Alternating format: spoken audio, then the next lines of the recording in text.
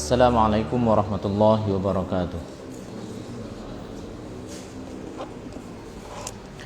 Alhamdulillahi rabbil alamin.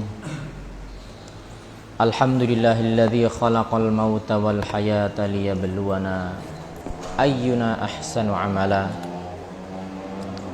Wa huwal ladzi arsala rasulahu bil huda wa dinil haqq liyudhhirahu 'alad dini kullihi wa kafaa billahi shahida. Wa huwal qailu sallallahu alaihi wasallam aktsiru min dzikri hadzimil ladzat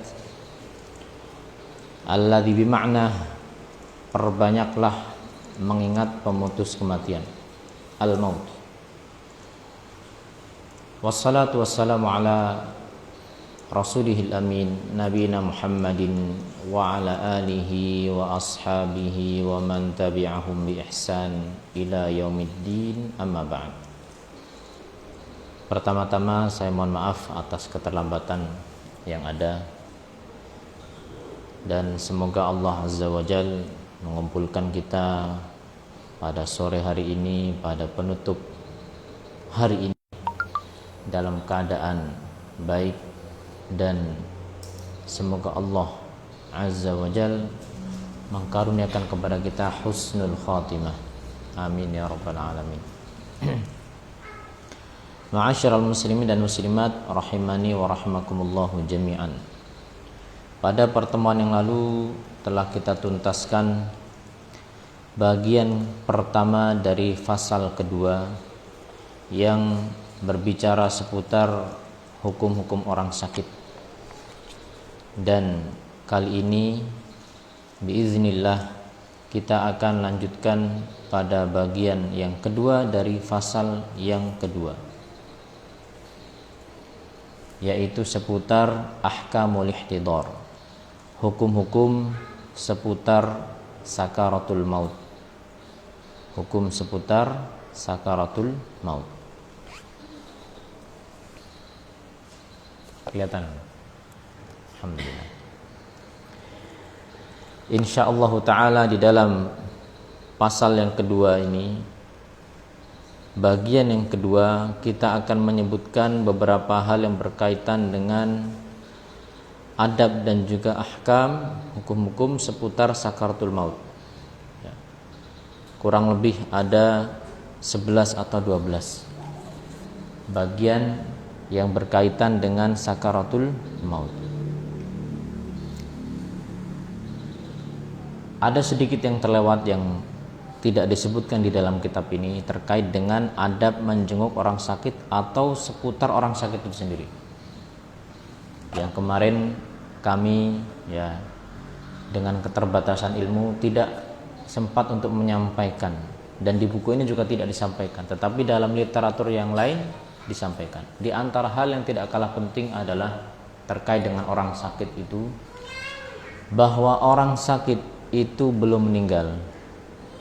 Oleh karenanya tetap berlaku kewajiban-kewajiban sebagai seorang muslim maupun muslimah sepanjang hidupnya, dari salatnya, dari saumnya, dari zakatnya.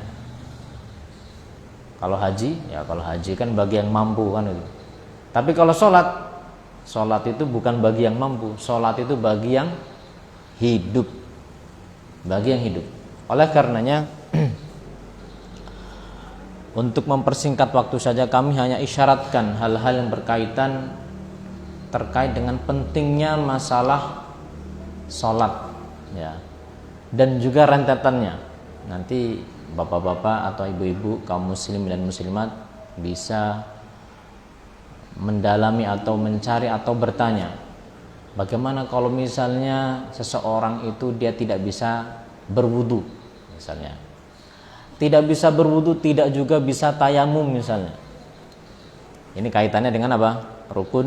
Syarat sholat. Demikian juga bagaimana kalau seseorang itu misalnya dia itu sakit dan boleh tidak dia menjamak sholatnya, zuhur sama asar, maghrib sama isya gitu. Ya, boleh. Kalau tadi kalau kita bahas itu panjang. Artinya panjang itu kita akan ya mau nggak mau menyinggung masalah hal tersebut, tetapi itu tidak dibahas di dalam kitab janaiz. Karena dalam kitab janaiz asumsinya ketika seseorang itu sudah sakit dan selama sakitnya itu dia apa? Sholat. Dan memang harus begitu, sholat. Demikian juga misalnya seseorang dia tergolek di tempat tidur, ya. Kemudian dia sholat, ngadepnya kemana, ya. Dan yang berkaitan dengan masalah hal-hal seperti itu, ringkasnya bahwa hal-hal seperti ini ma'asyiral muslimin dan muslimat itu perlu atau penting bahkan untuk kita ajarkan kepada diri kita, karena bisa jadi nanti kita mengalami hal serupa. Tentunya kita berharap agar Allah menakdirkan takdir yang baik kepada kita. Berdoa agar Allah ya menjauhkan kita dari mara bahaya dan bencana serta penyakit. Tetapi ketika hal tersebut terjadi, nah di situ penting bahwasanya orang yang sakit itu belum meninggal. Orang yang masuk ICU itu belum meninggal. Apakah sudah bisa disolatkan atau solatnya diwakilkan? Oh, nggak bisa. Solat itu tidak bisa diwakilkan, nggak bisa. Maka dari itu penting ya, kita masih hidup ini alhamdulillah, belajar thalabul ilmi yang berkaitan dengan masalah ibadah kita. Bersucinya, menutup auratnya bagaimana ya. Yang kesemuanya ini tidak lepas dari firman Allah Subhanahu wa taala, la yukallifullahu nafsan illa wus'aha. Sehingga secara ringkas saja dan cepat, kalau misalnya seseorang itu dia tidak mampu kena air, maka tayamum. Kalau masih bisa kena air, maka nggak boleh tayamum. Nggak boleh tayamum. Sakit pilek atau misalnya sakit keseleo, yang masih boleh kena air, tentunya dengan fatwa dokter. Dokter bilang, oh ini nggak boleh kena air, ya sudah. Karena dokter itu fas'alu ahla dzikri in kuntum la ta'lamun, bertanyalah kepada yang ahli. Ya, jadi bukan mengira-ngira, kita bertanya kepada dokter, dan nanti akan disebutkan bahwasanya terkadang dalam beberapa kasus itu butuh fatwa dari dokter yang ahli, yang memastikan dan mengatakan ini demikian. Dah diikuti. Ya, karena para ulama mereka tidak bisa kemudian menjelaskan masalah tersebut, dikembalikan kepada ahlinya, ya. Demikian juga misalnya ketika seorang tidak bisa sholat, tidak bisa berwudu karena kena air, pun tidak ada debu misalnya, tidak ada debu, ya. Rumah sakitnya bersih, gimana itu? Maka dia sholat dengan apa adanya. Yang jelas di antara hal yang paling harus dijaga dalam sholat itu adalah waktu. Itu yang penting, waktu. Jadi kalau misalnya seseorang itu dia dapati dirinya, ya, dia dapati dirinya sendiri, misalnya dia harus dipasang semuanya enggak, tapi dia masih masih ngeh, ini saya ini waktu sholat ini, maka sholatlah dengan apa? Dengan tanpa wudu, dengan tanpa tayamum, umpamanya dia tuh diikat atau di apa gitu kan, tapi dia masih sadar, ya, orang-orang di luar semuanya dan dia sendiri, maka jangan lupa sholat, ya. Ngadep kiblatnya gimana? Kalau memungkinkan hadaplah kiblat dengan cara, ini kan sana kiblat, ya kan? Maka kepala itu agak diangkat. Jadi kalau seorang bisa sholat berdiri, wajib berdiri. Bisa sholat berdiri, wajib berdiri. Maka dari itu termasuk kesalahan sebagian orang yang menenteng kursi, pergi ke masjid, begitu Allahu Akbar, qomat, langsung dia pasang itu kursi lipat, terus duduk dengan tenang. Oh Pak, kenapa kok Bapak sholat sambil duduk? Oh kan boleh sholat sambil duduk, boleh bagi yang tidak mampu berdiri. Bapak tadi kesini terbang atau? Saya tadi kesini jalan. Bisa jalan berarti bisa berdiri. Ketika seseorang misalnya, saya nggak kuat berdiri lama-lama dek, Mas, Pak, tidak masalah, Bapak bisa letakkan kursi itu di belakang Bapak, mulai sholat dengan apa? Allahu Akbar, dengan berdiri Allahu Akbar. Nanti kalau misalnya ternyata ya umpamanya imamnya ini tidak tahu keadaan makmumnya, dan ini juga penting, imam itu penting harus apa? Ngelihat juga makmumnya. Atau memang dia nggak kuat sehingga maka dia boleh duduk, ya boleh duduk. Yang penting al maisur la yasqutu bil ma'sur, itu kaidah para ulama. Sesuatu yang masih bisa dilakukan tidak gugur gara-gara ada hal lain yang tidak bisa dilakukan. Selama Anda masih bisa berdiri, ya, dan Anda tidak bisa melakukan rukun yang lain, misalnya saya nggak bisa sujud, punggung ini bagaimana, atau keselip atau bagaimana, maka Anda tidak bisa sujud, ya, tapi Anda bisa berdiri kan, ya, maka masih wajib itu berdiri, ya, karena berdiri itu apa? Rukun. Sama kayak wudu tadi, wudu. Umpamanya tangannya sini kena apa gitu kan, nggak bisa kena air. Wah, saya tayamum saja. Lah yang sini kan masih bisa kena air, sini masih bisa kena air. Maka Anda berwudu, ya, berwudu dengan memaksimalkan yang masih bisa kena air, berwudu segala macam. Yang sini gimana? Ya, yang sini ditayamumkan. Nah, ini berkaitan dengan masalah ahkam thaharah, terkait dengan masalah sholat, masalah apa? Wudu, ya, masalah orang sakit. Walhasil intinya bahwa ya orang yang masih sakit itu separah apapun sakitnya, selama hayat masih di kandung badan, itu masih wajib sholat.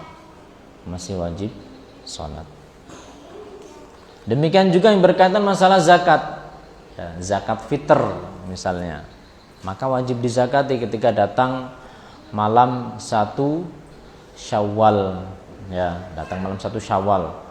Ada sebagian saudara atau siapapun yang masih di ICU, ya, detak jantungnya itu masih ada, tetapi apa, semuanya sudah tidak berfungsi. Ini masih wajib dia dizakati. Yang menzakati tentunya bukan dia, maksudnya bukan dia yang harus menunaikan dia sendiri, enggak, tapi walinya menzakatkan untuk dia. Saum bagaimana? Sama, masih wajib saum itu. Terus gimana?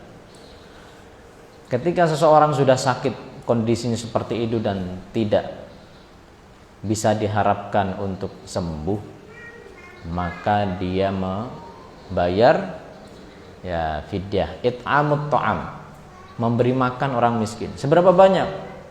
Ya, setengah sok untuk setiap hari yang dia tinggalkan.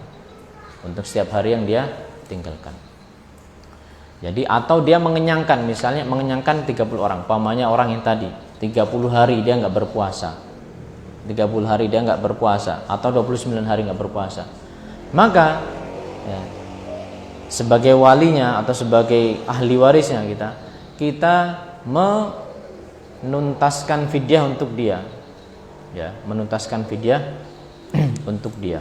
Maaf, bukan setengah sok, tapi 1 sok. 1 sok itu berapa? 1 sok itu 4 mud. Ya, kira-kira kurang lebih 2,5 sampai 3 kg beras, ya. Bukan setengah sok, maaf, 1 sok. Atau kita kenyangkan orang, ya, sebanyak hari yang dia tinggalkan. 30 hari, kumpulkan 30 orang miskin, kenyangkan semuanya dengan nasi bok. Sekali makan. Mau tambahin yang lain-lain boleh. Intinya mengenyangkan 30 orang. Dah selesai. 30. Ini terkait dengan apa? Saum pada bulan Ramadan, ya. Kalau dia sakitnya itu masih bisa diharapkan untuk sembuh, umpamanya seseorang itu terkena musibah kecelakaan, dirawat di rumah sakit, tapi masih ada harapan untuk sembuh, dalam arti dia masih bisa diharapkan kembali seperti sedia kala, maka puasa Ramadan itu dia tidak membayar fidyah, tapi diapakan? Ya nanti diganti. Kapan gantinya? Kalau sudah keluar dari rumah sakit, ya, ngutang. Jadi tidak, wah saya sakit apa? Kemarin saya sini keselio, ya, kemudian apa? Masuk ruang operasi. Ya, selama sekian waktu, seminggu. Ya. Udahlah, biar ringan. Saya ngasih makan orang miskin aja seminggu. Enggak. Anda itu masih bisa berpuasa. Anda masih bisa berpuasa. Jadi dibedakan antara orang yang dia sakit dan sakitnya itu tidak bisa diharapkan lagi kesembuhannya. Mohon maaf misalnya ada sebagian orang sudah sepuh ya kan. Ada sakit diabetes atau komplikasi atau yang lain. Nah, kalau orang seperti ini maka itu bisa fidyah. Itu pun dibayarnya kapan? Bukan di depan, Mbak. Tapi dibayarnya ketika hari Ramadan itu sudah selesai. Umpamanya nih, kita anggap saja ini sekarang 1 Ramadan. 1 Ramadan selesai. Nanti maghrib kan? Kita punya umpamanya orang tua atau punya paman atau siapapun yang penyakitnya seperti itu, udah menahun dan tidak bisa diharapkan kesembuhannya. Maka setelah maghrib itu baru kemudian kita bayarkan ya fidyahnya. Untuk yang 2 Ramadan, 3 Ramadan sampai 30 Ramadan gimana? Ya belum tahu. Ketika besok meninggal, sudah. Kalau sudah meninggal tidak perlu dibayarkan fidyahnya, karena orang sudah meninggal itu dia tidak terkena kewajiban shaum dan juga sholat dan yang lain. Walhasil ya, ma'asyiral muslimin dan muslimat, intinya tetap namanya ibadah itu harus dilakukan oleh orang yang sakit. Ya, sakit itu bukan alasan untuk meninggalkan sholat ya, dan juga yang lain. Kita masuk pada pasal yang kedua seputar orang sakarat atau sakaratul maut. Di dalam pasal ini diberikan ada 12 sub pembahasan. Ya, kita masuk satu persatu biiznillah. Yang pertama, anjuran untuk memperbanyak mengingat kematian. Dianjurkan untuk memperbanyak mengingat kematian dan mempersiapkan untuk kematian tersebut, dan itu adalah ijma' dan kesepakatan para ulama. Sebagaimana dalam hadis Rasulullah sallallahu alaihi wasallam, Nabi sallallahu alaihi wasallam mengatakan, "Aksiru min dzikri hazimil ladzat," atau dalam teks lain, "Aksiru min dzikri hadimil ladzat." Perbanyaklah oleh kalian mengingat pemutus kenikmatan. Perbanyaklah oleh kalian mengingat penghancur kenikmatan. Ya. Jadi anjuran untuk memperbanyak mengingat kematian. Ini bagi siapa? Bagi kita semuanya. Khususnya ketika seseorang dia sakit dan sakitnya ini nampaknya akan menghantarkan kepada kematian. Ya. Karena di dalam memperbanyak mengingat kematian itu menjadikan seseorang itu qasura amaluhu wa kathura amaluhu. Bedanya hamzah sama ain. Orang yang banyak mengingat mati maka dia akan pendek angan-angannya. Dia akan banyak amalannya. Pendek angan-angan. Kalau orang lupa mengingat kematian, ya, wah, rumah saya yang di sana itu kayaknya bagusnya di tingkat itu. Kenapa? Ya nanti biar bisa buat saya kalau pas liburan. Demikian juga kumpul seluruh keluarga besar, cucu, cicit. Apa bawahnya cicit? Cucu. Saya nggak tahu. Jadi misalnya apa? Seseorang yang sudah misalnya sepuh, tapi masih panjang angan-angannya. Aku ingin hidup 1000 tahun lagi. Seperti kata ya penyair Khairil Anwar. Ya betul ya.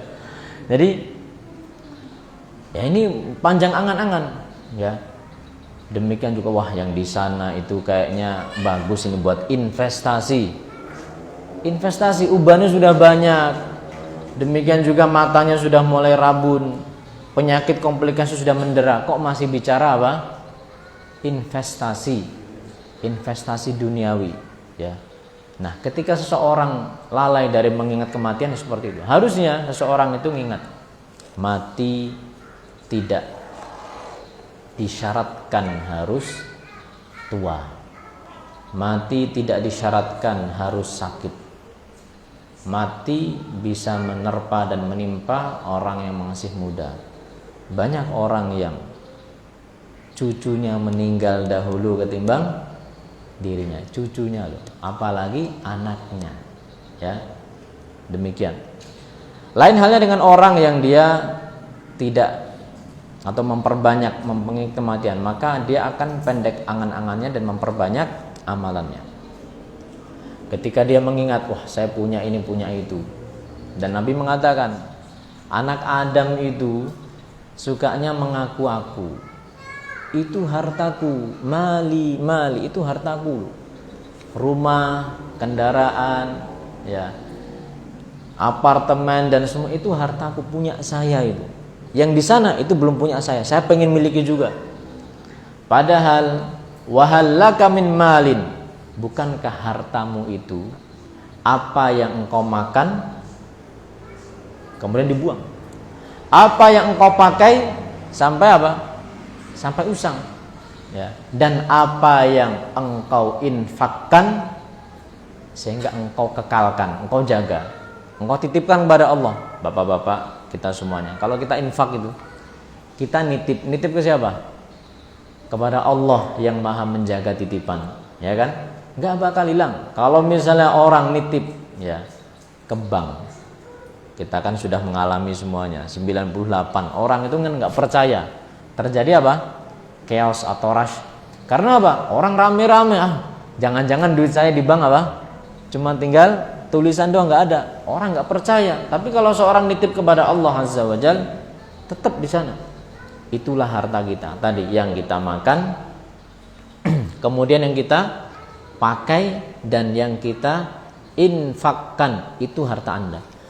Nah sekarang kalau ya puluhan apartemen, puluhan sertifikat tanah, mobil dan seterusnya, itu kalau mati apa ya dibawa? Enggak dibawa. Sehingga itu akan langsung berpindah dengan nyaman kepada siapa? Kepada ahli waris, Maka perbanyaklah mengingat kematian, ya. Perbanyaklah mengingat kematian. Yang kedua, mempersiapkan untuk kematian itu sendiri, ya. Mempersiapkan untuk kematian itu sendiri, diantaranya dengan husnudzon kepada Allah Subhanahu wa ta'ala. Husnudzon kepada Allah Subhanahu wa ta'ala. Husnudzon itu artinya berbaik sangka, membaguskan persangkaan kita kepada Allah Subhanahu wa ta'ala. Wajib bagi orang yang sakit, ini, mungkin nanti kita sakit, hari ini kita sehat alhamdulillah, tapi orang yang sakit dan mungkin kita sakit, maka wajib bagi kita semuanya untuk memperbagus persangkaannya kepada Allah Subhanahu wa ta'ala, ya. Sebagaimana telah datang keterangan dari sahabat Jabir radhiyallahu anhuma, di mana Rasulullah sallallahu alaihi wasallam pernah menasihatkan kepada beliau di akhir hidupnya, la yamutanna ahadukum illa wa huwa yuhsinu dhanna billahi azza wajal. Janganlah salah seorang di antara kalian itu mati melainkan dalam keadaan dia berbaik sangka kepada Allah. Berbaik sangka apanya? Berbaik sangka bahwasanya Allah akan mengampuni dia. Berbaik sangka bahwasanya Allah akan menerima amal-amal ibadahnya. Baik sangka itu ibadah hati, ya. Berbaik sangka bahwa Allah Azza wa Jal akan mengampuni kesalahan dan dosanya. Berbaik sangka bahwa Allah akan mencintai, menyukai ketika bertemu dengan dirinya, ya. Sehingga dia semangat untuk bertemu dengan Allah Subhanahu wa ta'ala. Nabi SAW mengingatkan, man ahabba liqa Allah ahabballahu liqa'ah. Barang siapa yang cinta bertemu dengan Allah, Allah juga cinta bertemu dengan dia. Kenapa kok dia bertemu dengan Allah itu dengan semangat? Ya, bapak-bapak atau mungkin dulu, ya, ketika masih awal-awal nikah, Pak, kemudian terpaksa karena satu dan lain hal harus berjauh-jauhan. Kalau bahasa sekarang ini apa? LDR, apa? Long distance relationships. Kalau ketemu, semangat apa enggak semangat? Wah, jangan ditanya. Semangat. Kenapa? Karena kita berhusnudzan, berbaik sangka bahwasanya apa? Istri kita atau pasangan kita pun memiliki kerinduan yang sama. Sehingga apa? Kita ingin segera bertemu sama. Nah, ketika itu terjadi antara makhluk dengan makhluk, maka bagaimana lagi antara seorang hamba dengan Allah Subhanahu wa ta'ala. Rasulullah sallallahu alaihi wasallam mengatakan dalam hadis yang lain bahwasanya Allah telah berfirman, hadis qudsi, ana 'inda dhanni 'abdi bi. Ana 'inda dhanni 'abdi bi. Aku, kata Allah, tergantung persangkaan hambaku kepadaku. Aku tergantung persangkaan hambaku kepadaku. Falyadhunna 'abdi ma syaa. Silahkan hambaku berprasangka terhadapku sekehendak hatinya. Kalau kita berprasangka baik kepada Allah, Allah akan realisasikan persangkaan kita tersebut. Kita berprasangka kepada Allah dengan persangkaan yang baik. Oh, sakit ini pengurang dosa saya. Sakit ini meningkatkan derajat saya. Maka Allah akan merealisasikan itu. Tapi kalau sebaliknya, kalau seseorang bersuudzon, suudzon itu kebalikannya, itu berburuk sangka kepada Allah. Wah, sakit ini memang nyiksa.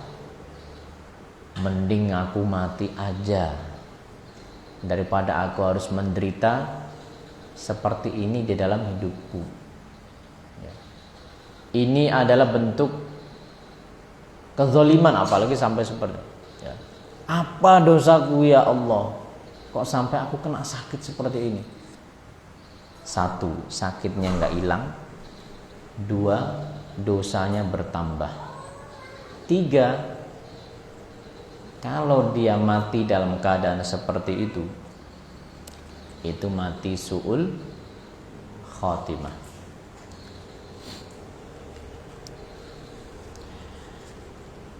Nah, bagaimana supaya seseorang itu berhusnudzon?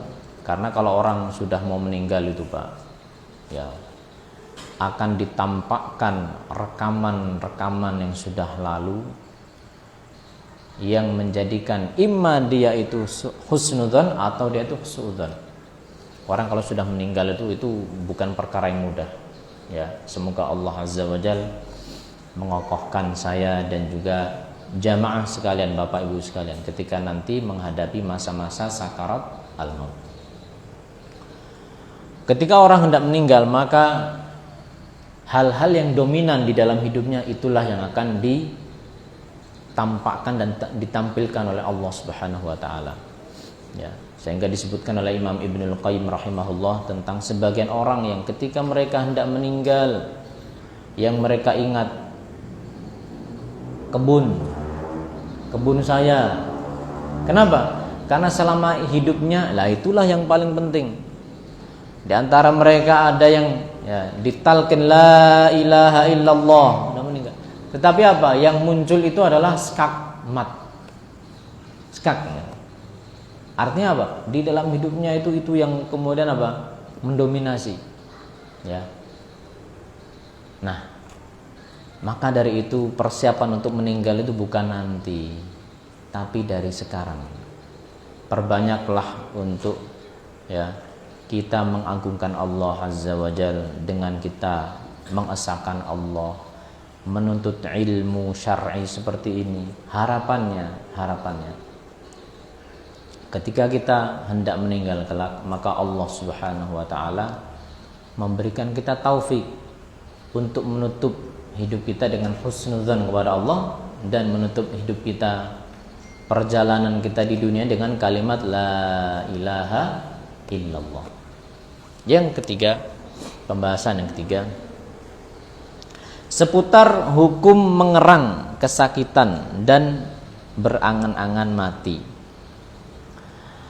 Hukum mengerang kesakitan, ya, kesakitan karena sakit itu tidak dimakruhkan. Boleh ketika seseorang karena sakit yang menderanya, dia mengerang dan dia mengaduh, ya.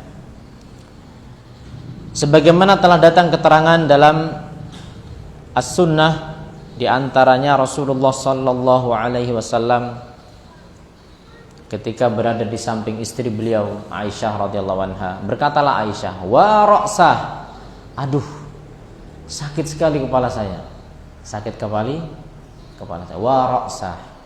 Maka berkatalah Rasulullah sallallahu alaihi wasallam,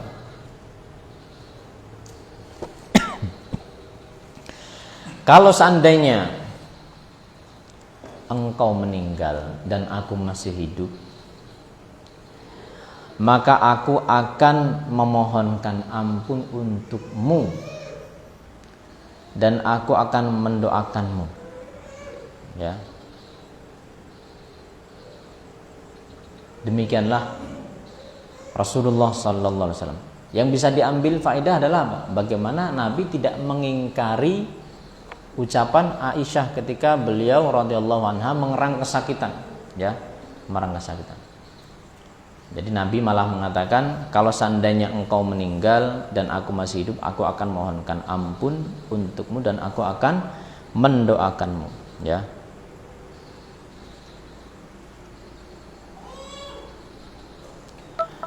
Ya, sebenarnya kalau dilanjutkan hadisnya ini menarik. Kemudian apa kata Aisyah radhiyallahu anha, ya. Waskulyah. Ini adalah ungkapan ketika seseorang terkena musibah, tetapi ini adalah ungkapan yang biasa diungkapkan oleh orang-orang Arab, ya. Wallahu alam terjemahannya, saya tidak menemukan terjemahan yang pas, jadi apa adanya saya bacakan. Karena di sini disebutkan oleh Imam Ibnu Hajar, ini adalah suatu ungkapan, ya, yang berarti kehilangan anak, ya, kehilangan anak. Hilang anakku, tapi kan Aisyah nggak punya anak. Tetapi ini bukan sebagai sebuah bentuk umpatan, bukan. Tetapi ini adalah kalamun yajri ala alsinatihim 'inda husulil musibah au tawaqqu'iha. Suatu ungkapan yang biasa diucapkan orang-orang Arab ketika mereka terkena musibah atau memprediksikan akan terjadi musibah. Nah, Nabi tidak mengingkari itu. Kata Aisyah radhiyallahu anha, wallahi inni la'adhunnuka tuhibbu mauti. Demi Allah, saya menyangka Anda, wahai Rasulullah, Anda itu senang kalau saya mati. Anda senang kalau saya mati, ya. Nah, berkatalah Rasulullah sallallahu alaihi wasallam, bahkan saya yang warasah, saya yang sakit, bahkan saya yang sakit. Dan ya, Rasulullah sallallahu alaihi wasallam tidak mengingkari perkataan apa? Aisyah tadi, ya. Nah, jadi boleh seseorang itu mengaduh karena rasa sakit yang dia rasakan. Terlebih ketika seseorang itu tidak kuat untuk menahan sakitnya, maka secara spontan dan refleks seseorang terkadang mengaduh, dan ini tidak termasuk dari tidak sabar. Tidak termasuk dari tidak sabar. Jadi tidak menafikan kesabaran ketika seseorang itu mengaduh atau mengerang kesakitan karena memang sakit, Sekarang kita berbicara tentang hukum berangan-angan mati. Kalau tadi mengaduh boleh. Dimakruhkan berharap agar kematian mendapati dirinya atau menemuinya apabila hal tersebut tidak ada sebabnya. Apabila tanpa ada sebab, maka makruh seseorang itu mengharapkan mati. Ya. Loh, memang ada sebab yang menjadikan seseorang boleh atau tidak dimakruhkan untuk mengharapkan mati? Ada. Idza kana li khaufi fitnatin fid din fala yukrah. Apabila dia khawatir cobaan hidup yang dia dapati ini bisa merusak agamanya, bisa merusak agamanya, bisa menimpa agamanya, maka ketika itu menurut madhab yang 4, ya, itu tidak mengapa dia mengharapkan kematian. Cobaan menimpa agama berupa apa? Ya, bisa berupa cobaan yang berkaitan dengan masalah syahwat atau dari jalur syahwat, atau cobaan dari jalur syubhat. Ketika banyak cobaan yang mendera, yang dia khawatir kalau dia dalam keadaan seperti ini nanti dia bisa terjatuh dan rusak agamanya, terjatuh dalam syahwat. Atau misalnya dalam syubhat yang bisa menjadikan dia tuh lari atau pergi dari keluar dari agamanya, maka dia boleh ketika itu mengharapkan kematian. Dalilnya dalam Al-Qur'an, Allah Subhanahu wa taala menyebutkan tentang Maryam, ibunda Nabi Isa alaihissalam. Beliau mengatakan, ya laitani mitu qabla hadza wa kuntu nasyam mansiya. Aduhai, andai saja aku mati sebelum ini dan aku menjadi orang yang dilupakan, ya, dilupakan. Kenapa? Ya karena beliau khawatir. Beliau kan gak menikah, wanita yang terjaga kesuciannya, tetapi punya anak, hamil kan itu, ya. Dan Allah Azza wa Jal perintahkan untuk menyingkir dan menjauh dari kaumnya. Ketika punya anak, ya, orang pasti berpikir, wah ini kan. Nah, beliau khawatir kalau seandainya dalam keadaan hidupnya seperti ini nanti akan ada tuduhan-tuduhan dan seterusnya yang menjadikan goyah agamanya, maka beliau berharap, berangan-angan, andai saja saya mati. Tapi mati enggak? Akhirnya enggak. Ini menunjukkan bahwa kematian itu bukan di tangan seseorang. Ada orang tuh yang pengen mati, berangan-angan mati, tapi enggak mati. Ada orang cari mati, enggak mati. Cari mati dalam arti positif. Khalid bin Walid itu kalau perang, beliau itu memang cari mati, ya. Beliau mengatakan kepada musuhnya, saya datangkan kepada kalian kaum yang mereka lebih suka mati ketimbang hidup. Wah, musuhnya udah ngeri duluan. Ya akhirnya ya hidup aja. Khalid bin Walid radhiyallahu anhu, akhirnya wafatnya beliau di atas tempat tidur. Itu cari mati enggak mati. Yang ini sama juga, ya, ingin mati tapi enggak mati. Ada orang yang lari dari kematian tapi ketemu juga. Maka dari itu mati itu ya pasti, dan tidak usah kita khawatirkan kematian karena dia pasti datang. Yang kita khawatirkan adalah setelah kematiannya. Persiapan kita itu, qul innal mautal ladzi tafirruna minhu fa innahu mulaqikum. Sesungguhnya kematian yang kalian terus lari dari kematian itu pasti dia akan menjumpai kalian. Dalam hadis Nabi sallallahu alaihi wasallam, Nabi mengingatkan, la yatamannayanna ahadukum al-mauta min durrin asabah.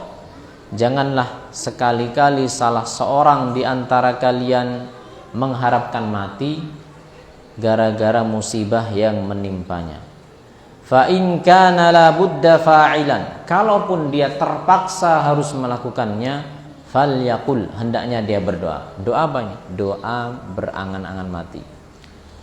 Doanya adalah Allahumma ahyini ma kanatil hayatu khairan li. Ya Allah, hidupkanlah aku kalau seandainya kehidupan itu bagus bagiku. Wa tawaffani idza kanatil wafatu khairan li, dan matikanlah saja aku, wafatkanlah aku kalau wafat itu baik bagiku. Jadi yang kita cari adalah kebaikan di sisi apa? Allah Subhanahu wa taala. Ya Allah, kalau memang hidup saya ini masih bagus, saya minta hidup. Kalau memang kematian yang lebih baik bagi saya, maka saya minta agar diwafatkan.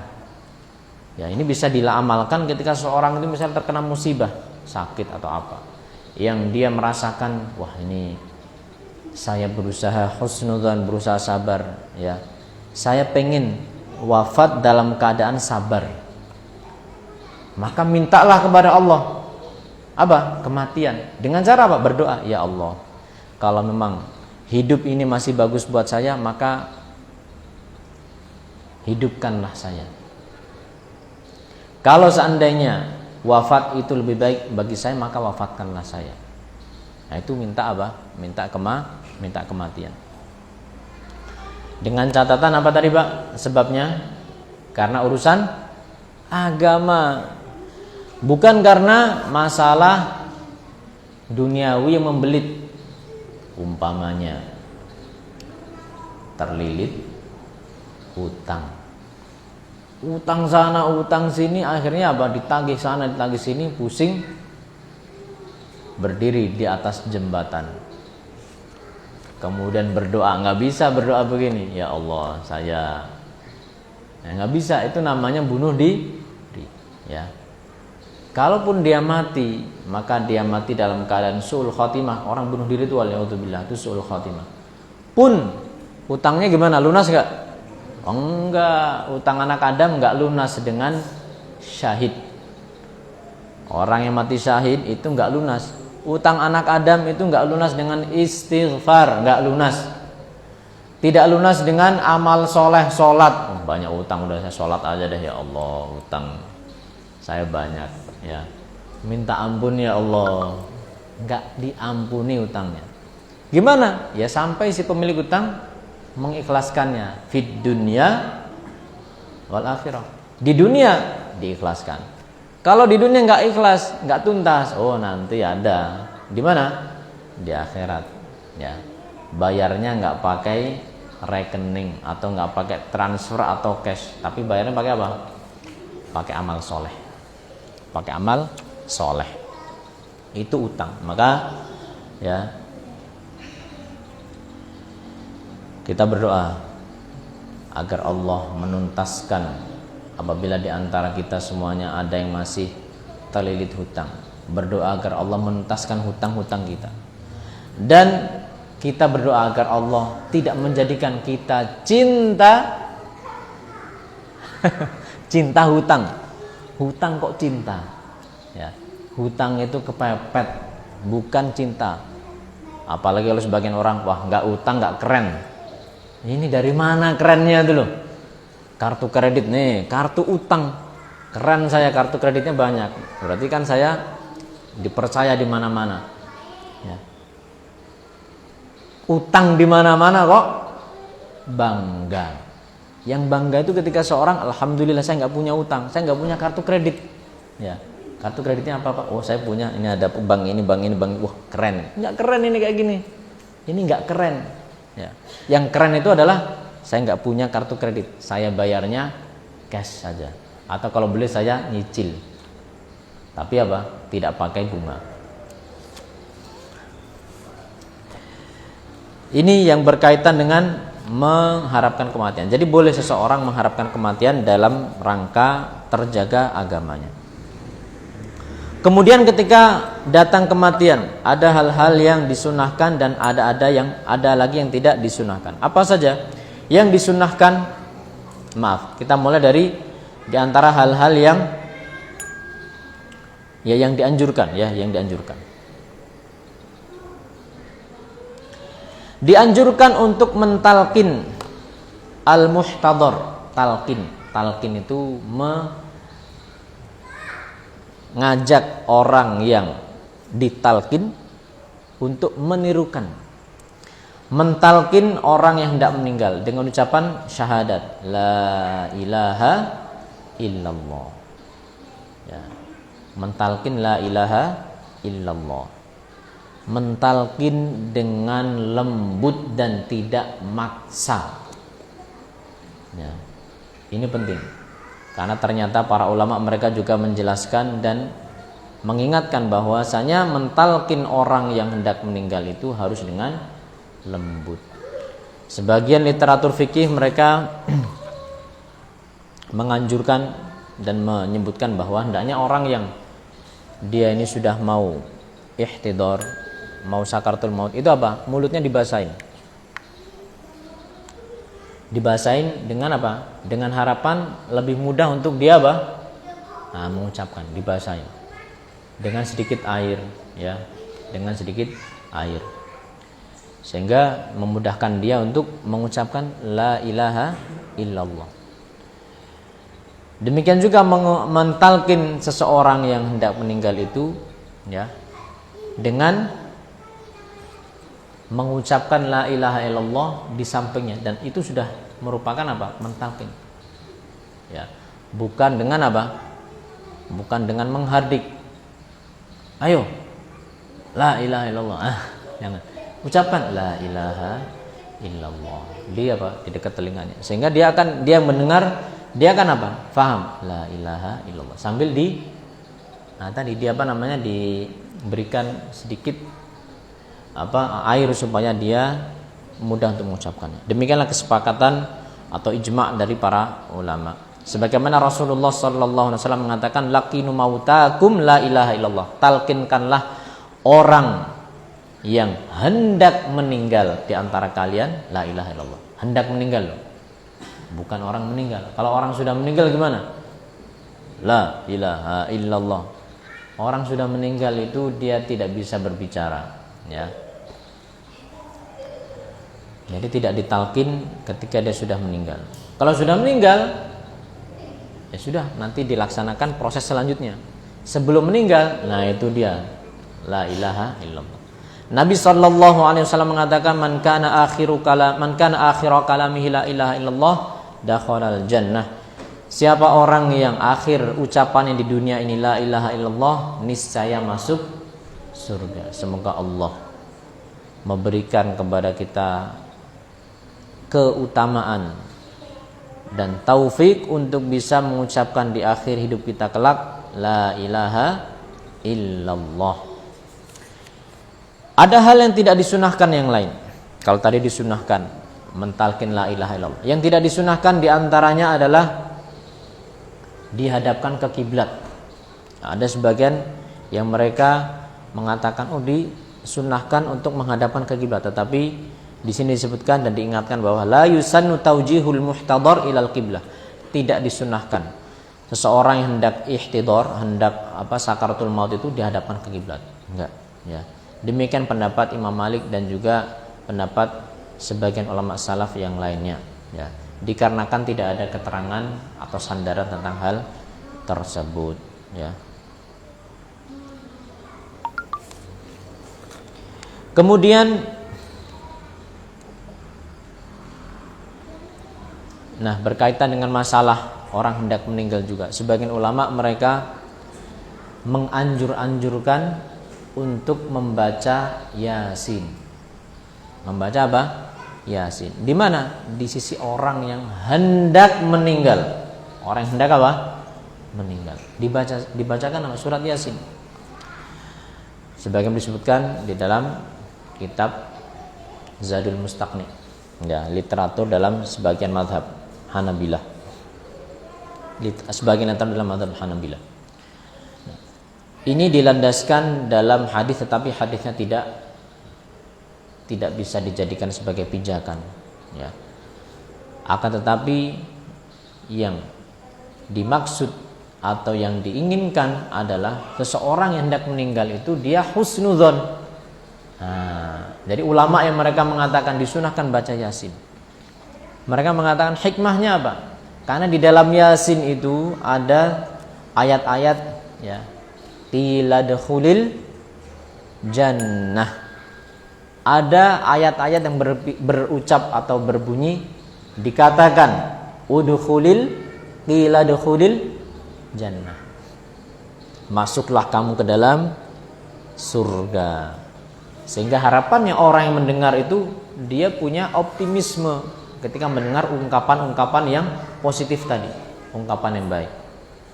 Ya. Nah, yang lebih selamat atau lebih utama bagi kita adalah kita tadi menganjurkan dia untuk husnudzon kepada Allah Azza wa Jalla dan juga mentalkin tadi la ilaha illallah. Memang harus sabar karena kita kan nggak tahu kapan kematian itu mendatangi, harus sabar. Nah, kalau kita mendapati bahwa seseorang itu sudah mulai tersengal-sengal dan kemudian Allah takdirkan dia meninggal, maka perlu kita ketahui tanda-tanda orang yang sudah meninggal, tanda-tanda kematian. Apa tanda-tanda kematian yang disebutkan di dalam kitab ini? Ada beberapa.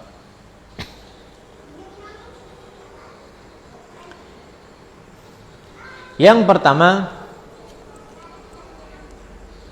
istirkhaul qadamain. Kaki itu terkulai. Kita kalau tidur itu kan bukan mati. Ya. Kakinya apa? Tidak terkulai. Tapi ini kan kedua kaki. Tapi kalau kaki sudah terkulai, nah udah ngelemes gitu. Itu di antara tandanya yang pertama. Yang kedua adalah mailul anf. Hidungnya itu bengkok, ngelemes, turun. Tidak ada lagi penyangganya. Jadi hidungnya tidak ya mancung atau maju ke depan enggak, tapi apa? Ngelemes itu, jatuh, terkulai. Wan khisafus sudghain. Sini, sudgh itu daerah antara mata sampai telinga, sini. Ya, sini tuh. Sini itu apa? Sini itu kempes. Kempes itu. Sini itu apa? Kempes. Daerah antara apa bahasa Indonesianya? Kalau bahasa Arabnya ini namanya sudgh. Daerah antara mata dengan apa? Telinga sini. Ya. Kalau manusia yang hidup itu kan kita ngaca saja. Itu kan masih apa? Masih kenceng begitu kan? Ya. Kalau orang sudah meninggal itu kempes. Ya. Demikian juga wa ghuyubatu sawadil ainain. Hilangnya bola mata, hilangnya hitamnya mata. Matanya itu apa? Ya, tidak lagi memancarkan cahaya. Jadi hitam. Kalaupun misalnya matanya itu masih ada hitamnya, itu tidak ada lagi titik cahayanya. Dibuka, nggak ada lagi titik cahayanya. Karena dia udah nggak ngelihat. Sudah apa namanya? Sudah kosong dari roh, sudah rohnya udah nggak ada. Ya. Wa ghairi dzalika dan yang lainnya. Itu diantara tanda-tanda kematian. Ya, ini disebutkan para ulama karena zaman dahulu belum apa? Ya, belum ada misalnya ngecek apa namanya detak apa namanya jantung ya. Gitu kan. Belum ada. Tapi dilihat dari hal tersebut. Sehingga mereka mengatakan ya. Dan ini tidak disinggung di sini. Kalau ada orang tiba-tiba mati mendadak, itu kalau zaman dulu jangan langsung diproses. Kenapa? Karena bisa jadi dia itu apa? Bukan mati mendadak, tetapi sakit atau yang lain dan kejadian. Kalau zaman dulu kan tidak bisa dicek apanya, jantungnya atau nggak bisa, ya bisa. Masih terbatas sekali. Sehingga ya mereka mengatakan kalau ada orang tiba-tiba mati yang tiba-tiba, maka ditunggu dulu sampai kapan? Sampai dipastikan ada tanda-tanda yang tadi disebutkan. Kalau sekarang orang bawa kemana? UGD, kemudian bisa dipastikan ini sudah meninggal nih Pak. Nah sudah, ya. Nah sekarang berkaitan dengan yang diistilahkan dengan al-mautud damaghi, mati suri. Saya terjemahkan mati suri, ya. Apa itu mati suri atau al-mautud damaghi? Yaitu seseorang yang dia sudah berhenti seluruh aktivitas, ya, seluruh aktivitas tubuhnya dan otaknya. Talafun daimun fid dimagh, kerusakan permanen pada otak yang membawa atau mengakibatkan kepada tawaqqufin daimin li jami'i wadhaifihi, yang menjadikan seluruh aktivitas itu terhenti. Nah, hukumnya seperti apa? Hukum orang yang seperti itu, otaknya sudah nggak berfungsi, ya. Kalau otak sudah nggak berfungsi, semuanya kan koordinasi apa? Nggak jalan, ya. Maka para ulama mereka mengatakan la yu'addu, tidak terhitung mati suri itu sebagai mautan syar'iyan, sebagai mati. Itu tidak dihitung sebagai orang yang sudah meninggal. Contohnya misalnya seperti apa? Ketika seseorang itu di ICU selama beberapa hari. Ada kan orang yang sampai misalnya beberapa hari atau bahkan pekan. Dia apa? Di ICU. Kalau di istilah kita kan. Yang dia ini sudah nggak ngapa-ngapain sudah. Nah, kemudian apa? Diistilahkan mati suri. Maka tetapi masih ada tanda kehidupan. Ya, tanda kehidupan masih ada. Jantungnya itu masih ada. Tapi dia udah nggak ngapa-ngapain. Terus itu. Bahkan dia menggunakan alat bantu atau alat apa namanya? Alat pacu ya. Alat bantu jantung atau semisalnya, nanti akan disinggung. Maka orang yang seperti ini masih belum dianggap mati, ya. Dan tidak berlaku padanya hukum-hukum orang meninggal. Inilah fatwa Syekh bin Baz rahimahullah dan fatwa dari Komite Fikih Islami Dunia, Komite Fikih Internasional Dunia, ya. Jadi seseorang tetap pada kehidupannya, hukum asalnya dia hidup sampai ada keterangan yakin bahwasanya dia memang sudah meninggal. Ya. Dan di sana ada alasan lain bahwasanya orang yang seluruh anggota badannya sudah tidak berfungsi itu belum dikatakan mati sampai roh itu apa? Dicabut. Jadi masih ada rohnya. Masih ada rohnya. Jantungnya masih ada.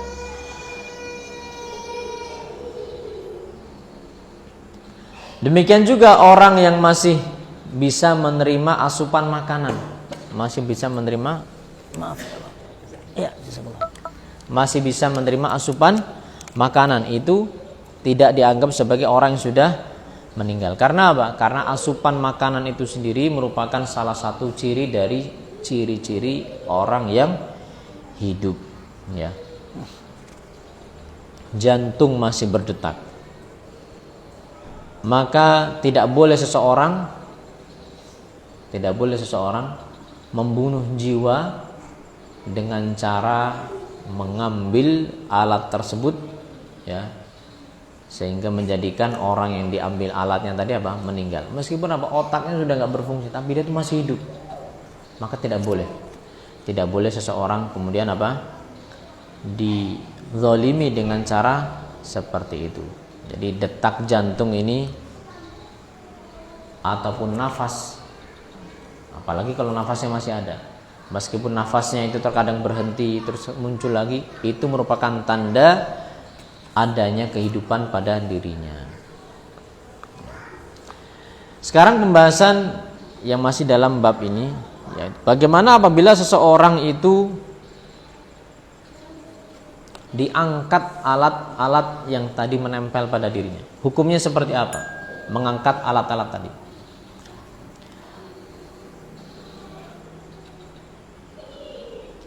Apabila seseorang dia hidup dan bergantung dengan alat-alat tadi, dan dia sudah dinyatakan, ya, dinyatakan oleh dokter sebanyak 3 orang, di sini disebutkan 3 orang. Dokter yang muslim, profesional. bahwasanya memang dia ini sudah meninggal, maka alat pacu atau alat bantu nafas atau semisalnya atau alat-alat apapun itu harus dilepas. Kapan dilepasnya tadi, Pak? Ketika sudah dinyatakan meninggal. Siapa yang menyatakan meninggal? 3 orang dokter yang mutakhasis, ya, yang spesialis dalam hal ini, ya. Jadi demikianlah yang disebutkan dalam fatwa Lajnah Daimah. Saya sedikit bacakan saja. Apabila idza kana in'ashul qalbi ri'taini ghaira mujdin, apabila alat pacu jantung dan juga alat bantu pernafasan itu sudah tidak berfungsi lagi, ini sebenarnya tidak ngaruh lagi, wa ghaira mulaimin liwad'in muayyanin hasaba ra'yi thalathatin minal atibba'il mutakhassisin thiqat, dan tidak memberikan faedah apapun, tidak memberikan madarat apapun ketika dicabut, ya, menurut 3 orang dokter yang ahli yang terpercaya, fala hajata listi'mali alatil in'ash, maka tidak ada lagi hajat atau keperluan untuk menggunakan alat-alat tadi itu, sudah dicabut saja. Wala yultafatu ila ra'yi awliya'il marid, dan tidak perlu ditoleh, tidak perlu didengarkan keinginan atau pendapat para wali orang yang sakit ini. Anaknya masih muda, pasang aja dok, ya masih nggak apa-apa, kami bayar, kami bisa bayar, pokoknya kami bayar aja. Maka tidak ditoleh keinginan mereka, ya, untuk tetap fi wad'i alatil in'ashi aw raf'iha, untuk supaya alat itu tetap berada di situ atau alat itu dicabut. Kenapa? Likauni dzalika laisa min ikhtisasihim, karena mereka tidak mutakhasis, bukan disiplin ilmu mereka, bukan bidangnya, bukan faknya mereka menentukan ini sudah meninggal atau ini belum meninggal. Dokter yang 3 yang muslim yang mutakhasis. Kalau 3 orang dokter atau lebih sudah menyatakan, ya, semoga bapak atau ibu yang dirawat ini husnul khotimah sudah meninggal, sudah cabut saja sudah alat itu, ya. Waktunya apa? Waktunya berangkat ke proses selanjutnya. Jadi demikian, ya, demikian. Dan di sana disebutkan sebab-sebabnya. Kenapa? Karena hal tersebut justru malah menjadikan seseorang yang sudah meninggal itu tersakiti. Orang kalau sudah meninggal itu, ya, kita nggak boleh menyakitinya. Dengan apa? Dengan diperpanjang sesi pengurusannya. Makanya kalau orang sudah meninggal tuh sebaiknya dicepatkan, dimandikan, segera di ini, segera di itu, terus sampai segera dikuburkan. Bukan malah ada, kalau nggak salah kemarin di berita itu, ya, disimpan atau diawetkan, apalagi dibakar, waliyadzubillah. Ini namanya menyiksa. Menyiksa apa? Menyiksa mayat. Sesungguhnya orang yang meninggal itu ke dalam Islam itu diihtiram, dihormati dan dihargai seperti halnya orang hidup. Makanya kan nanti kalau memandikan mayat itu, ya, semoga Allah mudahkan kita semua untuk praktek ya. Tapi bukan dengan mayat, Pak. Tapi dengan, ya, mungkin ada, ya, entah bantal atau boneka. Kita nggak boleh kasar, ya, pelan-pelan gitu kan, pelan-pelan. Supaya apa? Supaya tidak menyakitinya. Loh, ini kan sudah meninggal, memang sudah meninggal, tetapi tidak boleh kita sakiti. Kita anggap dia seperti orang yang hidup. Kira-kira sakit nggak kalau kita tangan umumnya diongkek-ongkek, diputar, nggak boleh, ya, jangan kasar. Termasuk juga ketika kita memandikan.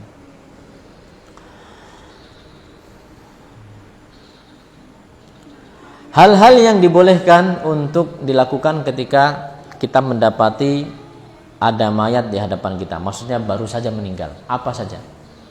Yang pertama yang disunnahkan adalah memejamkan kedua mata. Karena terkadang orang kalau meninggal itu, ya, maka matanya itu mengikuti rohnya ke atas. Sebagaimana Rasulullah SAW mengatakan, ketika beliau menengok siapa? Abu Salamah, inna ruha idza qubida tabi'ahul basar. Bahwasanya roh itu apabila dicabut, maka pandangan itu akan mengikutinya. Ya, mata itu akan mengikuti kemana rohnya tadi, ke atas. Ya, maka dikatupkan dengan tujuan supaya apa? Supaya pemandangannya tidak mengerikan. Itu di antara hikmahnya. Kemudian yang kedua, ya, mengatupkan ini mulutnya. Terkadang seseorang ketika meninggal dia apa? Mulutnya menganga. Ya, maka dikatupkan dengan lembut. Tujuannya apa? Tadi supaya pemandangannya tidak tidak mengerikan dan supaya tidak ada hewan-hewan yang masuk ke dalam mulutnya. Ya. Kemudian yang selanjutnya adalah talyinu mafasilihi, melemeskan engsel-engselnya, kakinya. Ini kalian pakai praktek ini bagusnya, Pak.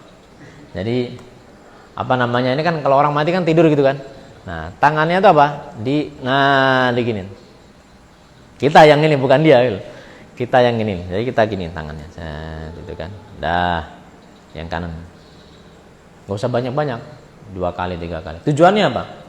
Supaya nanti mudah ketika memandikan. Demikian juga kaki. Kaki dia apa? Dilemeskan. Gimana lemesnya? Ya, kakinya kan gini lurus gini kan. Ditekukan ini ke arah perut. Maaf ya, saya pakai. Ya. Jadi kita yang ini kita apa? Kita angkat kakinya ini sampai ke arah perut gini. Nah, ya kan. Turunkan ya 2 kali. Dah. Nanti kaki yang kiri juga sama. Dia apa? Kita tarik, kita angkat begini. Dah. Ini begitu meninggal begitu. Ya. Nangis gimana? Nangis nanti urusannya nangis. Yang penting apa ini begitu. Ya. Sambil nangis nggak apa-apa. Sambil nangis apa? Yang penting jangan sambil meratap. Wah, kalau sambil meratap ini menyakiti si mayit. Sesungguhnya mayit itu juga tersakiti oleh ratapan keluarganya. Ratapan keluarga. Kemudian apa yang lain kita lakukan? Kita tutupi mayat tersebut. Ini sudah jadi mayat. Sudah meninggal, kita tutupi pakai kain atau jarit atau apapun lah. Tutupi. Dah. Tujuannya supaya ya dia terlindungi. Ya, tidak ada hewan apa yang ini, ya. Sebagaimana Rasulullah sallallahu alaihi wasallam ketika beliau wafat, beliau juga ditutupi.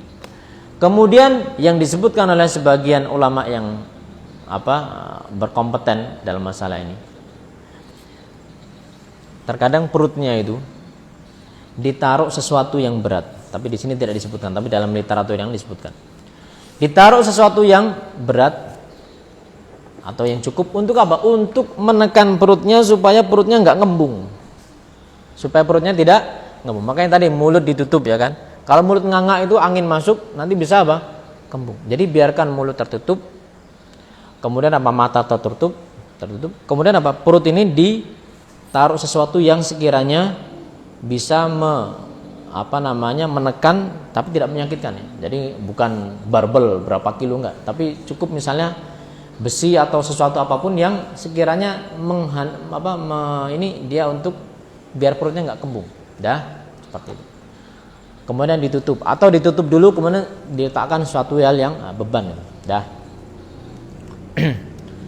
Setelah itu ya diletakkan orang yang meninggal itu di tempat tidur atau di tempat di mana dia nanti akan dimandikan. Akan dimandikan. Ya. Nah, sekarang apakah sudah siap dimandikan? Oh, belum. Belum, ya kan? Nunggu siapa? Oh, nunggu yang memandikan. Nah, di sini kita belajar supaya kita tidak perlu nunggu. Jadi kita ini belajar ini karena suatu hari kita akan mengamalkan ini biiznillah. Suatu hari kita akan mengamalkan ini. Kemudian selanjutnya melucuti pakaian si mayat yang sudah meninggal. Disunnahkan untuk melucuti pakaian si mayat yang sudah meninggal. Kenapa? Karena dia akan dimandikan. Dan perlu diperhatikan di sini bahwa seperti tadi, kehormatan seorang mayat itu seperti kehormatan ketika dia hidup. Jadi jangan kemudian dilucuti dengan ya kasar atau dengan vulgar Jangan. Tapi letakkan kain di atas bagian auratnya itu, ya. Kemudian lepaskan baju, dah. Dan juga nanti ketika memandikan, maka tidak boleh seseorang itu kemudian memandang kepada aurat orang yang tidak halal baginya selama hidup maupun setelah matinya. Nah, kalau suami istri bagaimana? Nanti akan datang. Ini kan kita belum mandi. Maksudnya belum bahas masalah mandi, ya. Jadi diambil pakaiannya, kemudian setelah itu, ya, seseorang yang dia ingin mencium si mayat, maka dibolehkan seseorang itu mencium mayat tersebut, ya, mencium wajah si mayat. Sebagaimana telah datang keterangan dari Rasulullah SAW bahwasanya, keterangan dari Abu Bakar bahwasanya beliau radhiyallahu anhu mencium Rasulullah SAW, mencium wajah Rasulullah SAW ketika beliau sudah meninggal. Ini Nabi meninggal, maka dicium wajahnya oleh Abu Bakar, maka boleh.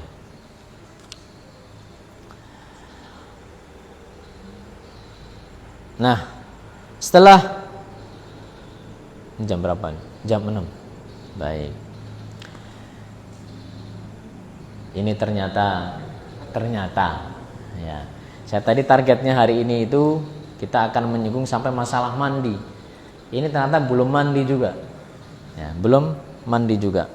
Insyaallah taala kita akan lanjutkan pada pertemuan mendatang dan kita akan bahas yang berkaitan dengan hal-hal yang disyariatkan, dibolehkan ataupun diharamkan ketika musibah itu turun, ya. Di sana ada masalah sabar, kemudian ada doa-doa ketika tertimpa musibah, yang saya berharap bahwa pelajaran ini tidak sekedar kita, ya, menghafal poin per poinnya, tetapi selain pelajaran yang sifatnya praktikal, ya, kita juga mengharapkan agar kajian ini juga merupakan tazkiyatun nufus, ya, buat kita, buat pengingat kita, pengingat saya, ya, ingat mati. Ini zaman luar biasa. Nas'alullah sallallahu. Ada pertanyaan, kalau ada orang yang sakit qadarullah sudah memakai pampers, apakah masih wajib sholat? Saya jawab dulu, wajib sholat, tetap wajib sholat. Karena kan salah satu syarat sah sholat adalah bersih dari hadas besar dan kecil. Terus bagaimana kalau yang sakit sudah mulai lupa bacaan sholat, ya? Jujur saya agak sulit membimbingnya. Paling setiap waktu sholat selalu saya ingatkan dan saya setel YouTube panduan sholat. YouTube panduan sholat, ya. Syukron Ustaz. Ketika salah seorang itu dia masih punya akal ya, punya akal itu masih waras, dan akal itu syarat taklif, seseorang terkena beban syariat. Ada orang yang sehat semuanya tangannya, tapi dia nggak terkena beban syariat. Orang apa itu? Di antaranya orang sudah, ya, akalnya tidak ini, ya, tidak memiliki akal. Maka orang seperti ini memang nggak wajib sholat, ya, nggak wajib sholat. Jadi yang saya sebutkan tadi, orang yang sakit itu adalah konteksnya adalah orang yang muslim balik berakal, muslim balik berakal, nggak haid, ya, kalau wanita. Nah, kalau misalnya seseorang, umpamanya kita anggap saja ini asumsinya adalah orangnya masih sehat walafiat, ya, dia masih sakit terus kena pampers segala macam, maka, ya, ketika sudah masuk waktu sholat maghrib nih misalnya, segera dia mengganti pampersnya atau dia diasistensi, dibantu diganti, ya. Kemudian dia berwudu kalau dia masih bisa berwudu dengan sempurna, ya. Atau diwudukan boleh diwudukan, ya. Misalnya apa? Seorang itu kumur, diambilkan. Atau kalau misalnya dia tidak bisa tangan kering, maka wajahnya dibasahkan dengan air, ya, tangannya terus sampai kakinya. Dah. Kemudian, nah ini kalau yang ini ada kotoran keluar dari pampersnya terus gimana? Ya sudah, nggak apa-apa, ya, nggak apa-apa. Itu namanya uzur, ada uzur. Sama seperti ada orang itu wanita istihadah, keluar darah terus menerus, atau seseorang yang dia punya penyakit beser yang terus menerus, ya. Maka waktu sholat masuk dia berwudu, dia bersihkan najisnya, dia berwudu, ya. Kemudian dia sholat semampunya tadi, bukan berarti kemudian apa? Bukan berarti yang masih bisa dia lakukan terus tidak dia lakukan, enggak. Kalau dia masih bisa berdiri, masih bisa ngadep kiblat. Allahu Akbar, dia sholat di jamak sekalian. Sama apa? Sama isya, maghrib sama isya.